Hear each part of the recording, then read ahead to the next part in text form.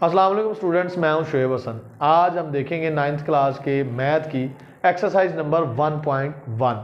उसमें क्या दिया गया है और कैसे सॉल्व होगा। तो एक्सरसाइज नंबर 1.1 है हमारे पास मैट्रिसेस एंड डिटर्मिनेंट्स। मैट्रिक्स के बारे में, यानी एक हो तो हम इसको मैट्रिक्स बोलते हैं, ज़्यादा हो तो मैट्रिसेस कहा जाता है। तो मैट्रिसेस के बारे में ये जो एक्सरसाइज है इसमें हम देखेंगे मैट्रिक्स क्या होता है और उसको सॉल्व कैसे किया जाता है, प्लस कैसे होता है, मल्टीप्लाई कैसे होता है, ये सारी चीज़ें जो है वो इस चैप्टर में हम सीखेंगे। जो फर्स्ट एक्सरसाइज हमारे पास है 1.1 और उसका फर्स्ट क्वेश्चन है find the order of the following matrices. मैं पहले बता चुका हूँ कि मैट्रिसेस मैट्रिक्स की जमा है। काल्बों का मर्तबा मालूम करें। अच्छा, काल्बों का मर्तबा मालूम करने से पहले हमें ये मालूम होना चाहिए कि काल्ब होता क्या है। मैट्रिक्स, ये जो हमने लिखा हुआ है इसको हम बोलते हैं मैट्रिक्स, क्योंकि एक है तो हम इसको मैट्रिक्स कहेंगे। तो मैट्रिक्स वो होता है कि किसी भी नंबर को, नेचुरल नंबर को खासतौर पे हम, मतलब कोई भी नंबर ले लें, आप 3 है, अगर आप इसको इनक्लोज करते हैं बाय द स्क्वायर ब्रैकेट तो ये क्या बन जाता है, मैट्रिक्स बन जाता है। अगर आप कुछ यूं लिखते हैं 1 0 2 कुछ भी आप नंबर जो रियल नंबर्स हैं, होल नंबर्स हैं, उनको इनक्लोज करते हैं बाय द स्क्वायर ब्रैकेट तो वो मैट्रिक्स बन जाता है। अब मैट्रिक्स में दो चीज़ें पाई जाती हैं, जैसे ये मेरे पास ए मैट्रिक्स लिखा हुआ है, आप इनको भी नाम दे सकते हैं, सी का नाम दे सकते हैं, डी का नाम दे सकते हैं, बी लिख सकते हैं, ए लिख सकते हैं, कोई भी नाम उसको मैट्रिक्स को दिया जा सकता है। जैसे ये मेरे पास ए मैट्रिक्स लिखा हुआ है, तो इसमें जो हमारे पास हॉरिजॉन्टल चीज़ होती है ना, इसको हम बोलते हैं रो, किताब। हॉरिजॉन्टली जो चीज़ बयान की जाती है, ये ज़हन में रखिएगा, जो इस तरह से होती है उसको हम कितार कहते हैं, इंग्लिश में उसे रो बोला जाता है, ठीक है जी। और जो हमारे पास वर्टिकली चीज़ होती है, अमूदी तौर पर, अमूद के शक्ल में जो चीज़ होती है उसको हम कॉलम बोलते हैं। क्या बोलते हैं जी? कॉलम। मतलब अगर हम इस कॉलम की बात करें तो इसको अगर हम हॉरिजॉन्टली देखते हैं तो इसमें एक रो है, और अगर वर्टिकली देखते हैं तो इसमें एक कॉलम है। अगर इस मैट्रिक्स की मैं बात करता हूं तो इसमें एक ही रो है, देखिए एक ही जो है वो हॉरिजॉन्टली लाइन हमारे पास मौजूद है, तो ये एक ही इसकी कितार है। कॉलम की बात करें तो एक ये है, एक ये है, एक ये है, तो इसमें कितने कॉलम पाए जाएंगे? 3। अब हम सवाल की तरफ वापस जाते हैं कि क्वेश्चन है जी order of the matrix find out करें। तो मैं इस मैट्रिक्स को इधर दोबारा से लिखता हूं जरा आपकी आसानी के लिए।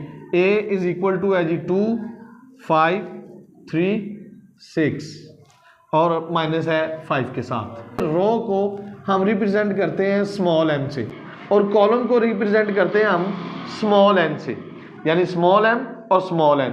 तो मैट्रिक्स, ऑर्डर ऑफ मैट्रिक्स जो है वो इस तरह से कुछ लिखा जाता है।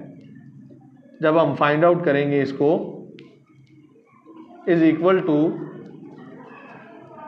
m by n, m for rows और n फॉर कॉलम्स। मतलब अगर मैं इस कॉलम का ऑर्डर लिखता हूं तो मैं लिखूंगा ऑर्डर ऑफ A मैट्रिक्स, तो m by n। How many rows in this matrix?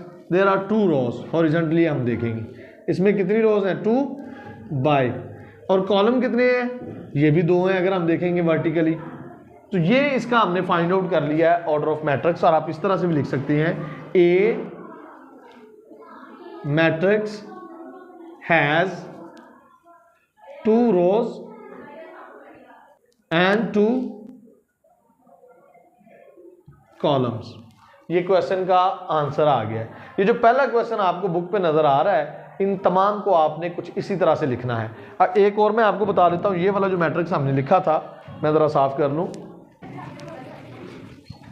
फर्ज करें हमारे पास कोई मैट्रिक्स आ जाता है b इज इक्वल टू 1 2 3, ये हमारे पास मैट्रिक्स है, इसका हमने ऑर्डर फाइंड आउट करना है। तो मैं लिखूंगा order of b is equal to m by n। Now how many rows in this matrix? एक ही कितार है इसमें, तो मैं लिखूंगा 1 बाई। अब कॉलम कितने हैं तो वर्टिकली मैं चेक कर लूंगा, 3 कॉलम है हमारे पास, तो मैं क्या लिखूंगा जी? b matrix has 1 row and 2 columns. तो ये हमारा इसका फाइंड आउट हो गया।